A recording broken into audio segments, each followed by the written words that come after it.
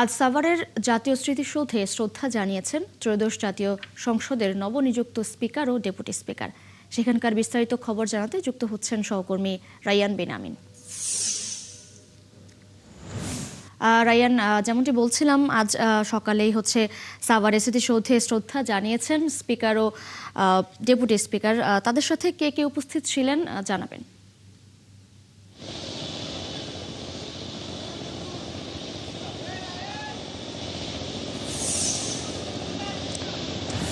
তিশা, সকাল 10:15টার দিকে স্পিকার এবং ডেপুটি স্পিকার স্মৃতিসৌধের যে প্রথা, দীর্ঘদিনের প্রথা, তারা গতকালকে নির্বাচিত হওয়ার পর আজকে শ্রদ্ধা নিবেদন করতে এসেছে এবং তাদের সাথে জেলা পুলিশের ঊর্ধ্বতন কর্মকর্তা, পুলিশ সুপার সহ এবং সাভার উপজেলা নির্বাহী কর্মকর্তা এবং অ্যাসিডেন্ট যারা আছেন তারা উপস্থিত ছিলেন।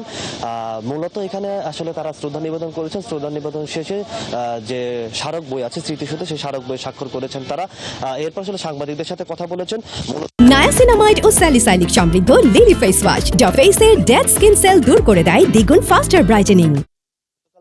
বিরোধী দল ওয়াকআউট করেছিল সংসদ থেকে, সেই বিষয়টি নিয়ে আসলে মূল প্রশ্ন ছিল। তিনি বলেছেন যে এটি আসলে দীর্ঘদিনের প্রথা যে বিরোধী দল ওয়াকআউট করবে বা যে কোনো কিছু প্রতিবাদ জানাবে, সেই প্রতিবাদের অংশ হিসেবে তারা গতকাল ওয়াকআউট করেছেন।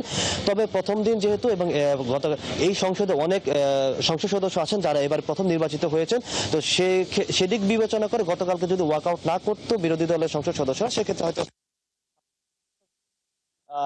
রীতি তৈরি হতো সংসদে।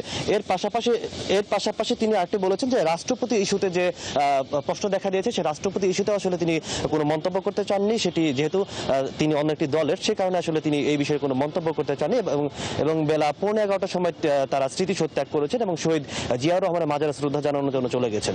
তিশা। রায়ান, ধন্যবাদ আপনাকে যুক্ত হবার জন্য। দর্শক, সাভারের জাতীয় স্মৃতিসৌধ থেকে যুক্ত ছিলেন আমাদের সহকর্মী রায়ান বেনামিন।